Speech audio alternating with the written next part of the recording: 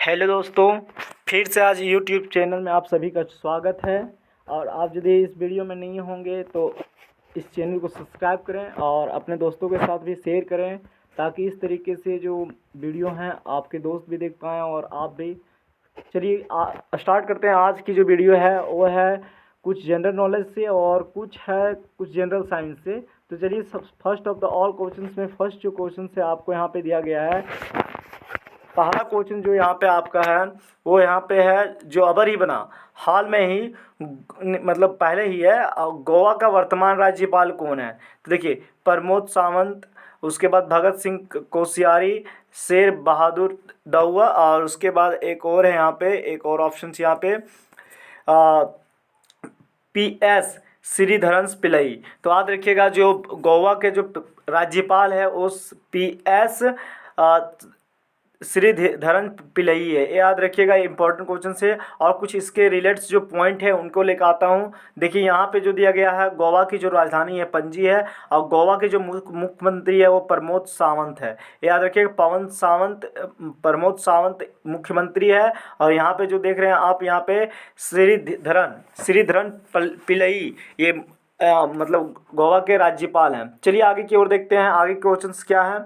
यहाँ पे आगे की ओर देख रहे हैं, ये यहाँ पे है, रेडियो सक्रियता की मात्रकता इकाई क्या है, मतलब डायमेंशंस फार्मूला क्या है।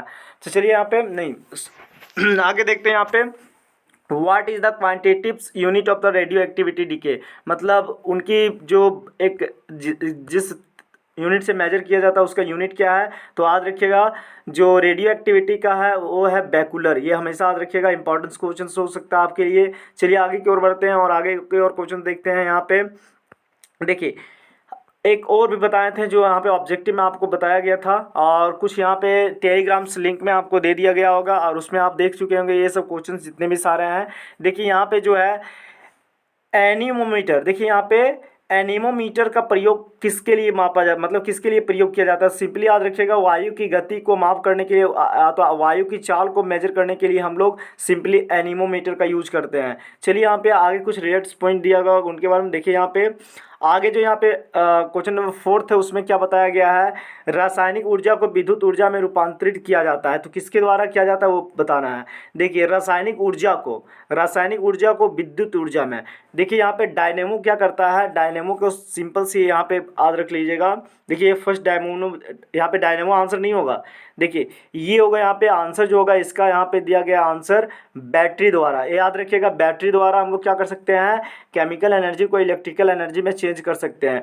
देखिए विद्युत पंखा क्या है, ये विद्युत पंखा क्या करता है, इलेक्ट्रिकल एनर्जी से हमें मैकेनिकल एनर्जी में चेंज करता है, इलेक्ट्रिक एनर्जी को मैकेनिकल एनर्जी में चेंज करता है। परमाणु बम द्वारा, ये परमाणु बम द्वारा तो हाई में बिल्ड करता है। ये यहाँ पे न्यूक्लियर फिजन और न्यूक्लियर फ्यूजन का काम होता है। चलिए आगे की ओर देखते हैं। यहाँ पे तो याद रखिएगा, इसका जो क्वेश्चन का आंसर होगा, जो क्या करता है, रासायनिक ऊर्जा को विद्युत ऊर्जा में चेंज करता है, वो जो होगा वो विद्युत बैटरी होगा। चलिए आगे यहाँ पे देखते हैं, आगे की ओर देखिए, यहाँ पे एक्सप्लेनेशन दिया गया। यहाँ पे बैटरी रासायनिक ऊर्जा को विद्युत ऊर्जा में रूपांतरित करता है। इसे इलेक्ट्रोलाइट होते हैं, इसमें इलेक्ट्रोलाइट होते हैं जो एनोड तथा कैथोड के मध्य विद्युत आवेश प्रवाह को बनाए रखते हैं। चलिए आगे की ओर देखते हैं, आगे क्या क्वेश्चन है। देखिए यहाँ पे आगे की क्वेश्चन जो आता है, भारत में सबसे लंबे राष्ट्रीय जलमार्ग की लंबाई क्या है। जलमार्ग की पूरा देखिए, यहाँ पे जलमार्ग की लंबाई। तो याद रखिएगा, यदि इस टाइप से क्वेश्चन पूछे तो सबसे पहले आपको सिंपली देखना है कि सबसे लंबा यहाँ पे क्या है।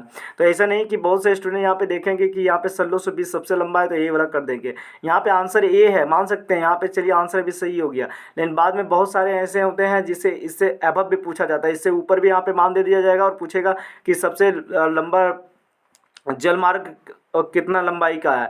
तो यहाँ पे याद रखिएगा, यदि याद होगा आपका तभी कर सकते हो। तो याद रखिएगा, भारत का जो सबसे लंबा राष्ट्रीय जलमार्ग है वो यहाँ पे 1620 किलोमीटर, और ये कहाँ से है वो आगे बता रहे हैं। देखिए यहाँ पे आगे देखिए, यहाँ पे जो फिर देखिएगा, यहाँ पे जो यहाँ पे आगे की ओर देखिए, यहाँ पे फिर यहाँ पे कॉन्सेप्ट पॉइंट दिया गया है, भारत के सबसे बड़ा राष्ट्रीय जलमार्ग जो इसका नाम अभी जो यहाँ पे पढ़े थे कि 1600 कितना है, यहाँ पे 1620 जो किलोमीटर है, वही वाला राष्ट्रीय जलमार्ग जो है उसी का नाम है राष्ट्रीय जलमार्ग फर्स्ट है, जिसकी लंबाई 1652 है, 20 है, सॉरी 1620 है यहाँ पे किलोमीटर। चलिए आगे की ओर देखते हैं। यहाँ पे निम्न में से कौन सा रोग जीवाणु से नहीं होता? जीवाणु से नहीं होता, ये याद रखिएगा, जीवाणु से यहाँ पे दिखाया गया है नहीं होता है। तो देखिए यहाँ पे काली खांसी, डिफथीरिया, हैजा और एड्स, याद रखिएगा ये इन्फेक्शन से फैलता है। देखिए यहाँ पे एड्स जो है इन्फेक्शन से फैलता है, बाकी सब ये सब जितने भी सारे हैं ये सभी यहाँ पे किससे, बैक्टीरिया से फैलते हैं। तो याद रखिएगा काली खांसी भी बैक्टीरिया से फैलता है, डिफथीरिया भी बैक्टीरिया से, हैजा भी बैक्टीरिया से, लेकिन जो एड्स है यहाँ पे, एड्स ये तुम्हारा इन्फेक्शन से फैलता है। चलिए आगे की ओर देखते हैं, आगे क्या है यहाँ पे, पहाड़ों पर जल निम्न तापमान पर ही उबलता है, क्यों? देखिए अधिकतर ये केसेस है यहाँ पे वही दिया गया, यहाँ पे ऑप्शन दिया गया है यहाँ पे। चलिए पहले देख लेते हैं कौन कौन सी ऑप्शन दी गई है। पहाड़ों पर ठंडक होती है, चलिए पहाड़ों पर कार्बन डाइऑक्साइड की मात्रा कम होती है।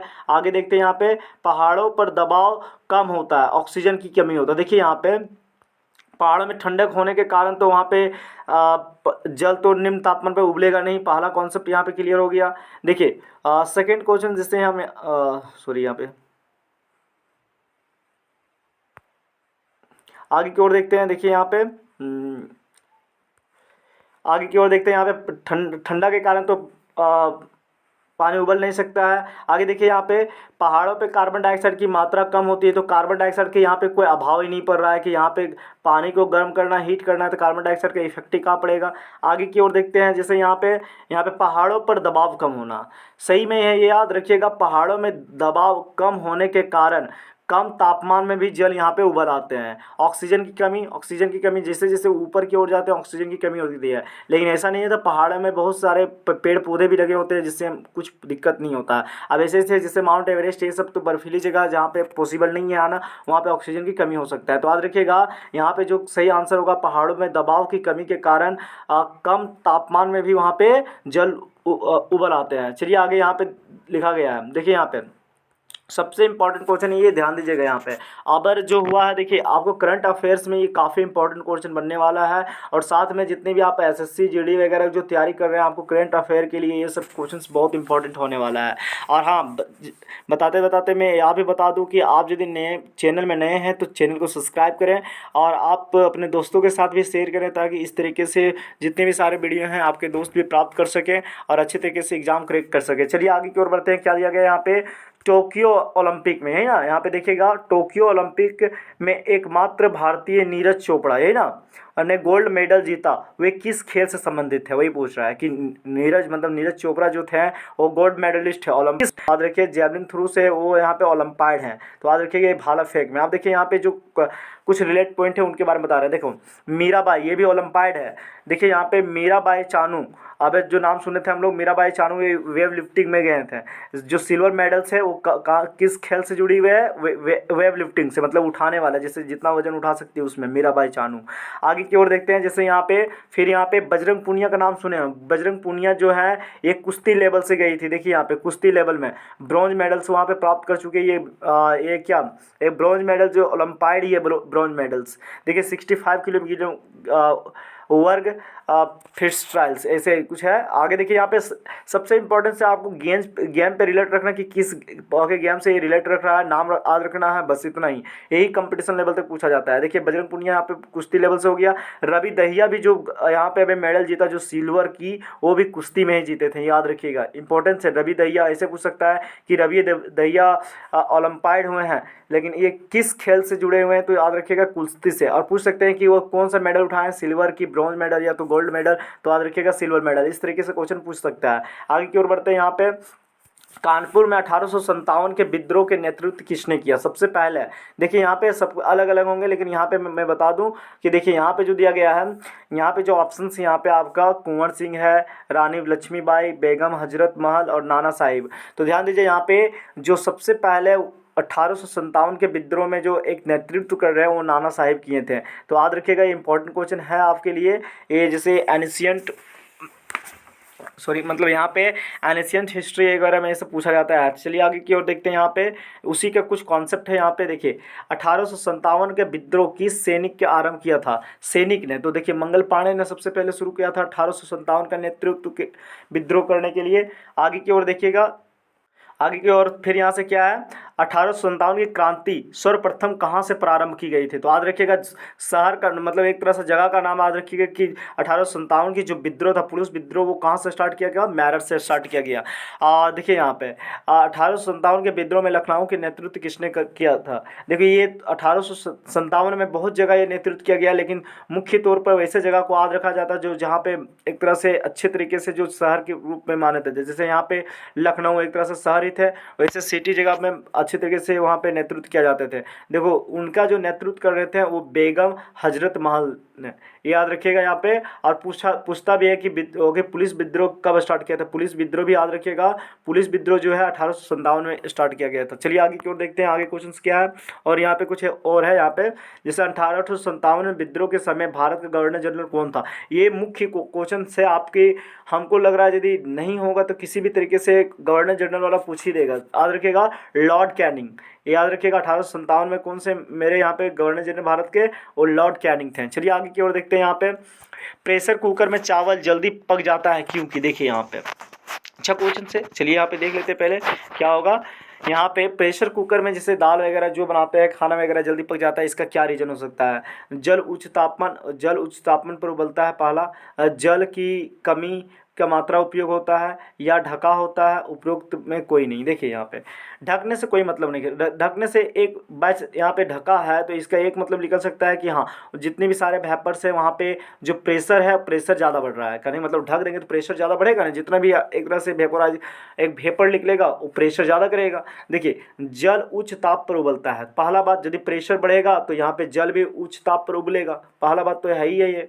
चलिए आगे का तो याद रखिएगा, इसका आंसर क्या हो जाएगा? ए नंबर की जल उच्चतम ताप पर उबलता है। चलिए आगे की ओर देखते हैं। यहाँ पे निम्न में से कौन सी एक अदिश राशि है? देखिए यहाँ पे मोमेंटम को देखो, मोमेंटम को भी देखिए सिंपल ऐसा याद रखिएगा, मोमेंटम को हम लोग पी वेक्टर से दिखाते थे, मैं वेक्टर क्वांटिटी ऐसे सिंपल याद रख सकते हो। इनका भी कोई डायरेक्शन होता है, जैसे हम लोग क्या देखते हैं P इक्वल टू एम भी होता है, सिंपल फार्मूला ये होता है ना। अब यहाँ पे मास एक नियतांक होगा, मास तो चेंज नहीं होगा, लेकिन ये velocity again and again change होगा। और वेलोसिटी मेरा क्या है? एक वेक्टर क्वांटिटी है, दैट मीन्स ये मेरा सदिश राशि है। तो ये जो सदिश है तो ये भी मेरा सदिश हो गया। चलिए आगे की ओर देखते हैं, आगे क्या दिया गया है? तो ये मेरा सदिश हो गया, हमको अदिश पूछा गया तो अदिश हम जरूर निकालेंगे। चलिए आगे देखते हैं यहाँ पे। अब यहाँ पे जो है यहाँ पे पहले देख लेते हैं।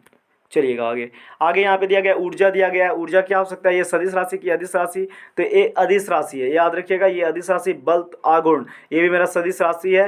उपरोक्त के सभी मेरा ये क्या है? नहीं है अदिश राशि पूछा गया है ना, टॉर्क पूछा गया है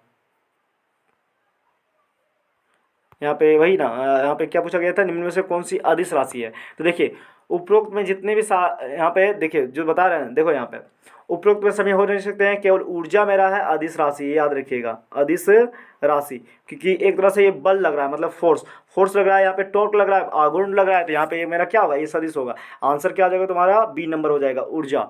ठीक, ऊर्जा मेरा अदिश राशि। आगे देखते हैं यहाँ पे दाब का अंतर्राष्ट्रीय मानक क्या है? दाब को जैसे हम लोग क्या बोलते हैं? स्टैंडर्ड ऑफ प्रेशर का क्या बोलते हैं? सिंपली हम लोग याद रखते हैं ये पास्कल हो गया। ठीक, इंटरनेशनल स्टैंडर्ड्स यही यूनिट है ना जिसको हम लोग ऐसा यूनिट बोलते हैं, यही है मेरा स्टैंडर्ड यूनिट। ठीक, चलिए आगे यहाँ पे पास्कल्स हो गया। आगे की ओर देखते हैं यहाँ पे चलिए यहाँ पे किस ग्रह में चंद्रमा की संख्या सबसे ज़्यादा है? तो किस ग्रह में?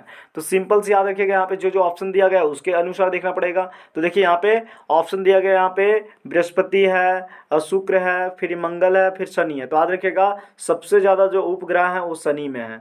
और इसी में पूछा भी जाता है कि वह कौन सी ग्रह है जिसमें बड़े आकार की उपग्रह की तरह दिखाई देता है। तो याद रखिएगा मतलब ये क्या शनि ही है जिसके चारों तरफ एक बड़े आकार का यहाँ पे उपग्रह के जैसा दिखाई देता है, लेकिन वो उपग्रह है नहीं।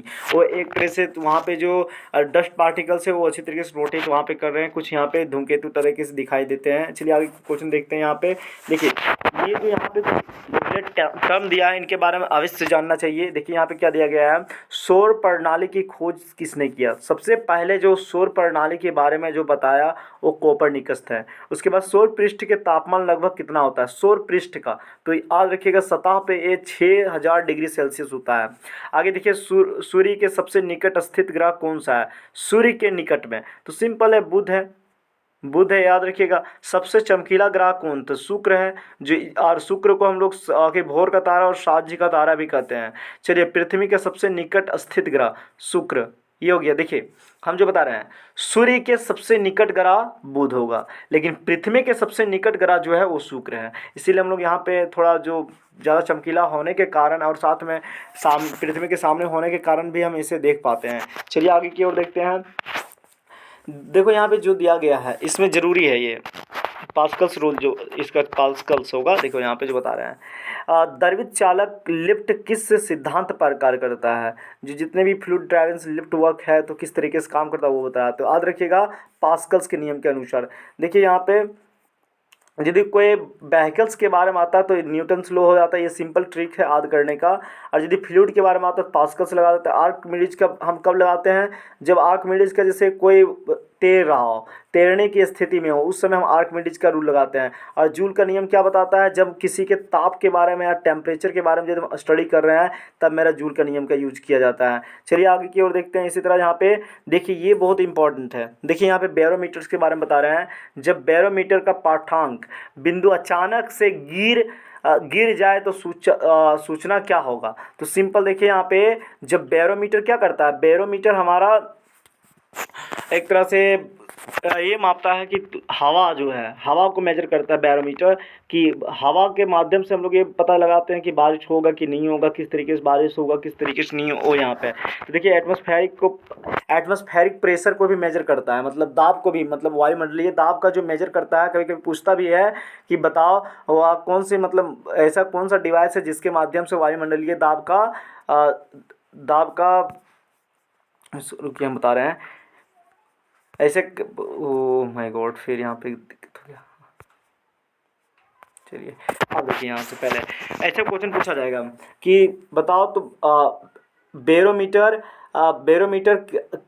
से किस चीज़ को मापते हैं? तो ऐसे याद रख लोगे, बैरोमीटर से हम लोग ये मापते हैं। बैरोमीटर से सिंपली याद रखिएगा, बैरोमीटर से हम लोग वायुमंडलीय दाब को मापते हैं, एटमॉस्फेरिक प्रेशर को, वायुमंडलीय दाब को हम लोग मेजर करते हैं। याद रखिएगा कि किस तरीके से किस तरीके नहीं। उसमें 3 कंडीशन होता है। देखिए कभी कभी क्या होता है, धीरे धीरे आगे की ओर बढ़ना, ऊपर की ओर जाना, जो वहाँ पे एक निडल लगा होता है, धीरे धीरे नीचे की ओर आना, अचानक ऊपर की ओर जाना, ये बता रहा है। तो यहाँ पे देखो अचानक गिर जाना, या नीचे जाना या तो ऊपर जाना, अचानक ये गिर जाना, मतलब क्या बता रहा है? अचानक यदि गिरेगा तो याद रखिएगा ये किसको डिनोट कर रहा है? तो सिंपली याद रखिएगा ये हमेशा तूफान को डिनोट करेगा। क्या करता है वो ध्यान दीजिए, हम बता रहे हैं। देखिए यदि बैरोमीटर, यहाँ पे हम एक नीडल ले लें, ठीक, ये नीडल यदि धीरे धीरे ऊपर की ओर जा रहा है तो मतलब हो सकता है हल्का हल्का तूफान आ सकता है, मतलब तेज़ हवा चलेगी। तूफान नहीं आएगा, तेज़ हवा चलेगी। धीरे धीरे नीचे की ओर आ रहा है, मतलब लगेगा कि हल्का बारिश होगी, मतलब तूफान नहीं, मतलब नॉर्मल से है। लेकिन बीच में होगा तो कुछ नहीं, सिंपल जो मौसम है वैसा ही होगा। लेकिन अचानक यहाँ से ये जो नीडल है अचानक नीचे की ओर गिर जाना, ये सूचना करता है कि अब जो है, अब मतलब अंधड़ और तूफान आने वाला है, तेजी से आने वाला है। आफ्टर दैट आपको यहाँ पे सूचित कर दिया जाएगा साइंटिस्ट के द्वारा कि अब यहाँ पे तूफान आने वाला है। तो बैरोमीटर यदि अचानक उसका नीडल नीचे आ जाता, अचानक नीचे आ जाता, तो तूफान आने की संभावना है। और यही यहाँ पे यदि नीडल कुछ नहीं होगा, केवल बस ऐसे ही होगा, मतलब बीचों बीच में होगा, वहाँ पे कुछ नहीं, आराम से, तो मेरा आर्द्र मौसम होगा। उसके बाद धीरे धीरे यदि आएगा तो मेरा शुष्क मौसम होगा। और यही वाला गर्म वातावरण कैसे होगा? जब ये बैरोमीटर ऊपर की ओर धीरे धीरे ऊपर की ओर जाएगा तब।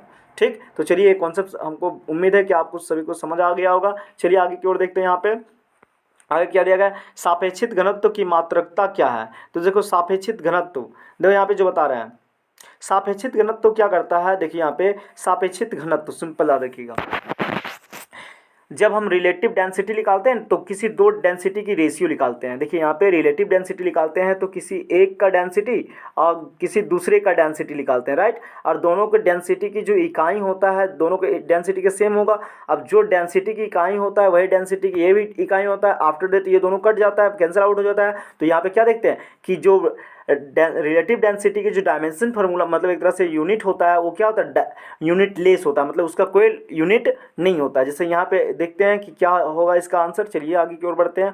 और यहाँ पे देखिए इसका कोई मात्रक नहीं है, रियल में कोई मात्रक नहीं है, सिंपल है, रिलेटिव डेंसिटी का कोई मात्रक नहीं होगा। चलिए आगे की ओर देखते हैं। यहाँ पे आगे क्या दिया एक्सप्लेनेशन, देखिए वैसे जिस तरीके से एक्सप्लेनेशन, सापेक्षिक घनत्व पदार्थ की घनत्व बट्टा जल का घनत्व, अर्थात सापेक्षिक घनत्व पदार्थ का घनत्व तथा जल के घनत्व का अनुपात, इसीलिए इसकी मात्रकता इकाई निर्धारित नहीं की जा सकती, जैसे भी बताएं सिंपल है। आगे देखिए यहाँ पे विद्युत चालकता की मात्रकता क्या है। विद्युत चालकता, यहाँ पे विद्युत इलेक्ट्रिक के कंडक्टिविटी का यहाँ पे ऐसा यूनिट पूछ रहा है। चलिए यहाँ पे देख लेते हैं एग्जांपल्स क्या मतलब सॉरी ऑप्शन क्या दिया गया है। देखिए आप लोग ओम यहाँ पढ़े होंगे, ओम तो हो नहीं सकता, ये रेजिस्टेंस का होता है।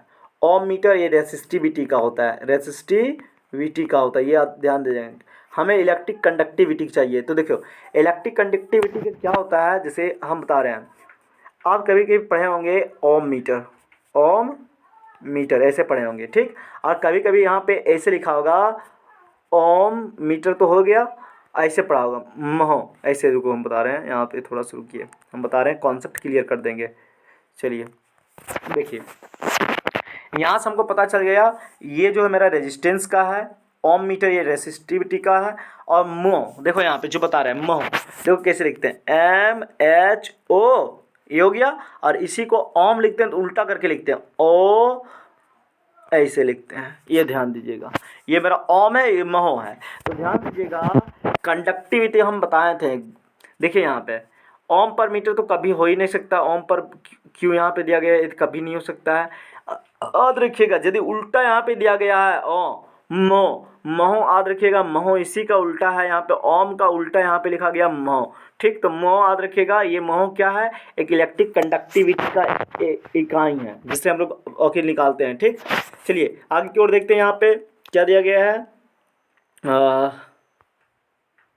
कहाँ यहाँ पे आगे क्वेश्चन, एक आदर्श वोल्ट मीटर की प्रतिरोधकता क्या है, एक आदर्श का, तो बताओ आदर्श का क्या हो सकता है। देखिए यहाँ पे वही बता रहा है, एक आदर्श वोल्ट मीटर, यहाँ पे वोल्ट मीटर दिया गया है, उसका प्रतिरोधकता कितना हो सकता है। तो प्रतिरोधकता तो हम लोग बोल सकते हैं प्रतिरोधकता, तो आगे देखिए सिंपली यदि कोई रेसिस्टिविटी पूछे होता है आइडियल्स वोल्ट मीटर का, तो अनंत होता है। चलिए आगे की ओर देखते हैं, यहाँ पे क्या क्वेश्चन है आगे की ओर। देखिए विद्युत बल्ब का फिलामेंट किससे बना होता है, नाइक्रोम का, तांबा का, सीसा का, टंगस्टन का। तो कोई सिंपल बता सकते हो कि ये टंगस्टन का बना होता है, जो बल्ब में यूज किया जाता है। जैसे यहाँ पे वही लिखा गया विद्युत बल्ब में फिलामेंट किससे बना होता है, तो याद रखिएगा टंगस्टन का। चलिए ये सब नॉर्मल क्वेश्चन है। चलिए आगे की ओर देखते हैं, यदि किसी प्रतिरोधक तार की लंबाई बढ़ाई जाती है तो प्रतिरोध घटता है कि बढ़ता है। तो देखिए यहाँ पे प्रतिरोधक तार, कोई भी तार है, देखो यहाँ पे सिंपल, यहाँ पे इतना बड़ा तार है बाई चांस, ठीक। अब तार इतना बड़ा है, अब इसको हम जैसे जैसे लंबाई और बढ़ा रहे हैं तो क्या होगा, इसकी रेजिस्टेंस जो है प्रतिरोध बढ़ेगा कि घटेगा। तो सिंपल है, हम और बताए थे, जितना मोटा तार होगा उसका रेसिस्टिविटी उतना ज़्यादा होगा, जितना पतला तार होगा उसका मतलब एक तरह से रेजिस्टेंस कम होगा। लेकिन अब ज़्यादा लंबा हो रहा है, ये लंबा जैसे जैसे तार होगा इसका और भी रेजिस्टेंस आते ही चला जाएगा। तो याद रखिएगा जैसे जैसे हम लेंथ ऑफ द वायर को बढ़ाते हैं वैसे वैसे इसका रेजिस्टेंस भी बढ़ता है। जैसे यहाँ पे देखते हैं वही दिखा है, यहाँ पे बढ़ेगा घटेगा कि क्या होगा, तो आंसर भी यहाँ पे दिया गया है बढ़ेगा। क्लियर। आगे की ओर देखते हैं, यहाँ पे जैसे कुछ यहाँ पे कॉन्सेप्ट है, देखिए यहाँ पे किस तरीके से बताया गया है। यहाँ पे जो एक्सप्लेनेशन है उसके अनुसार देखो, यहाँ पे चालक का प्रतिरोध, ये तो प्रतिरोधक हम लोग पढ़े R इक्वल टू, ये यहाँ पे इसको हम लोग P नहीं बल्कि रो कहते हैं, और L बाय ये समझ रहे हो ना, ये मेरा इलेक्ट्रिक कंडक्टिविटी है, रेसिस्टिविटी है, नहीं ये मतलब इलेक्ट्रिकल कंडक्टिविटी है, ये जो रो है यहाँ पे इलेक्ट्रिकल रेसिस्टिविटी है, इलेक्ट्रिकल रेसिस्टिविटी है ये, और ये रेजिस्टेंस है। तो यहाँ से देखिए वही पूछ रहा है यहाँ पे, जो यहाँ पे देखो यहाँ पे अनुप्रस्थ का चाल का यहाँ पे, तो देखो प्रतिरोधक, यहाँ पे कॉन्सेप्ट है प्रतिरोधक की चाल के समानुपाती तथा चालक के अनुप्रस्थ क्षेत्र के विपरीत समानुपाती होता है। तो देखिए जैसे जैसे समानुपाती होगा तो डायरेक्टली यदि प्रोपोर्शनल होगा तो वो जैसे जैसे बढ़ेगा वैसे वैसे बढ़ेगा, यदि इन्वर्सली होगा तो वो घटेगा तो वो एक बढ़ेगा, ये से याद रखिएगा। चलिए आगे की ओर देखते हैं आगे। तो देखिए आज की क्वेश्चंस यहाँ पे कितना क्वेश्चन, 20 क्वेश्चंस का सेट में करवा चुका हूँ। और आप लोग को वीडियो यदि अच्छा लगा होगा तो अपने दोस्तों के साथ शेयर कीजिए, और इस तरीके से न्यू वीडियो देखने के लिए मेरे चैनल को सब्सक्राइब कीजिए, और सब्सक्राइब के साथ बेल आइकन को भी प्रेस कीजिए, ताकि मैं इस तरीके से जैसे जैसे वीडियो अपलोड करूँ आप तक पहुँच सके। चलिए thanks for watching this video.